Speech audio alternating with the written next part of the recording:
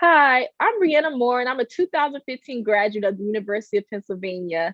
I'm currently a second year PhD history student at UPenn. Through the Penn and Slavery Project's augmented reality mobile tour app, I use my grandmother's quilt to tell the story of my ancestors who were enslaved by UPenn alum.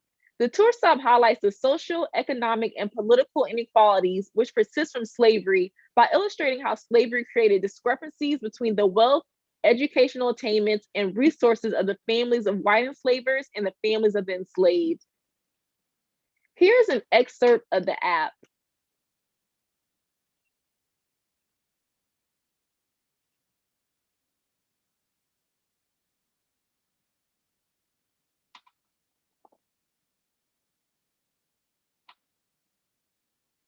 During my Penn Grad Talk, I will present information about my ancestors and our connection to UPenn and its ties to slavery.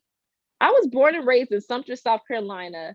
Through research, I was able to trace back to my fourth great grandmother, Breanna Richbo, my mother's paternal great great great grandmother, and my third great grandfather, Adam, who were enslaved by UPenn alum Dr. Anderson in my hometown.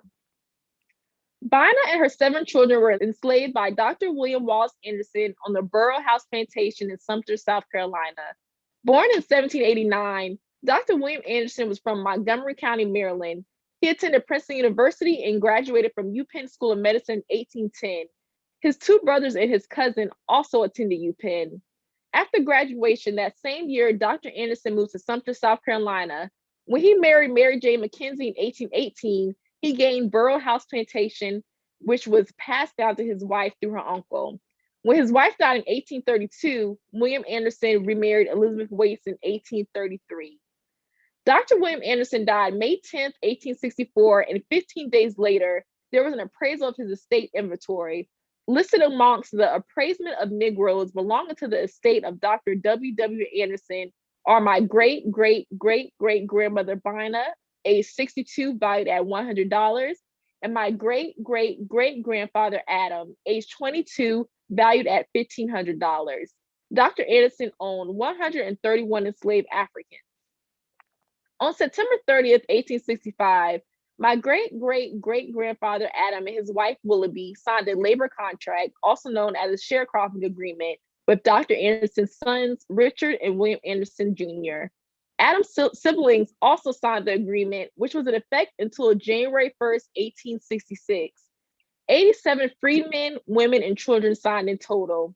Each of them signed an X next to their name.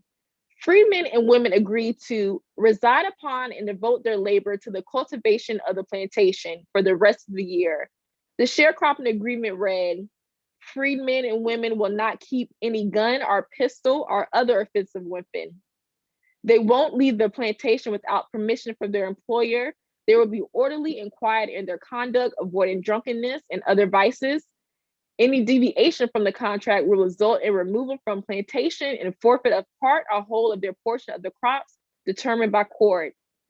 75 bushels of corn was deducted for each work animal used in cultivating crops and the amount of cotton necessary to pay for bagging and rope. 1/2 of the remaining cotton, corn, rice, peas, potatoes, and wheat was given to the freedmen and women. All cotton seed produced on the plantation was to be reserved for the use of the plantation. Freedmen, women, and children are to be treated in a manner consistent with their freedom, and necessary medical attention will be furnished. William Anderson Jr. graduated from Penn Med School in 1849. He and his 2 brothers served in the Confederate Army during the Civil War. He is seen in the 1870 census with real estate valued at $7,000 and a personal estate valued at $3,000. How did Dr. Anderson become the enslaver of my ancestors?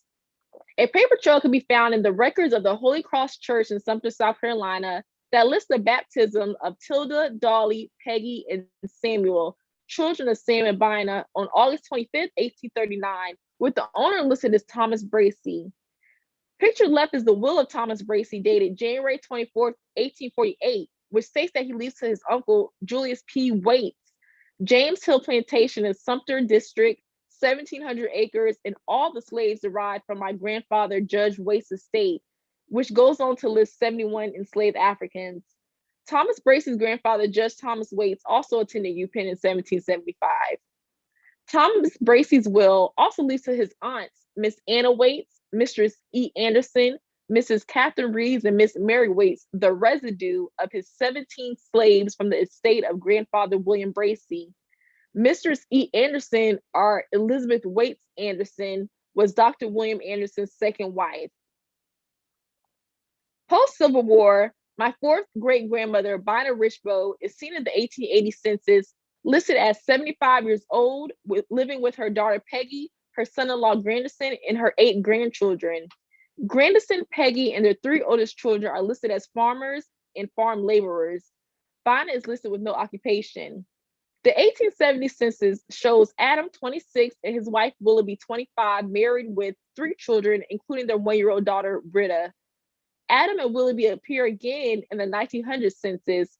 Adam is listed as a 6-year-old farmer on a rented farm.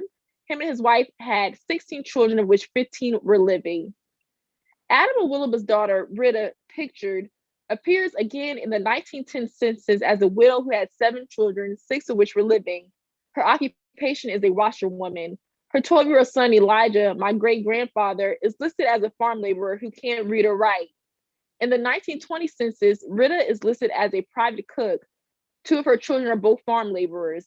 Britta is last listed in the 1930 census as a 60-year-old cook living by herself. Consistent in all of the census records from my fourth great-grandmother Breanna to my great-grandfather Elijah are the occupation of farm laborer, or domestic servant, and illiteracy. In fall 2016, 1 year after I graduated from UPenn, only 751 African-American undergraduates were enrolled at University of Pennsylvania. In fall 2019, the African-American undergraduate population enrolled at UPenn had only increased to 797 students. The fall 2019 African-American university graduate enrollment was slightly higher at 839 students, African-American students. This disparity is also seen in the faculty makeup. The number of UPenn African-American faculty in 2019 was 111. This is a direct correlation to the legacies of slavery and inequalities that persist in African-American communities. Dr. Anderson graduated from UPenn in 1810. It took over 200 years later for someone in my family lineage to attend an Ivy League institution. It took over a century for my family to have access to educational institutions to become literate. My family is a microcosm of the larger African-American community. Through the framework of the long-term consequences of how slavery supported a highly skewed transfer of intergenerational wealth and privilege, illustrated by the documented history of my family over 5 generations from slavery to the present, set in contrast to the fortunes of the Anderson family of South Carolina, where 2 family members received degrees from Penn Medicine School, I use my family story and this Penn Grad Talk to contribute to the larger national conversation of educational institutions and repertory justice. I'm thankful for my UPenn education, and by giving financial aid to former students like myself to be able to attend prestigious universities like Penn, it's a step towards being on the right side of history. Where other schools take steps, Penn is in the unique position to be a leader amongst their Ivy League counterparts and innovatively address their past and redefine what diversity and inclusion truly means. We may not be able to change our past, but together we can provide a better tomorrow. I leave you with initiatives that are currently being implemented by other universities that can be adapted by UPenn. Thank you.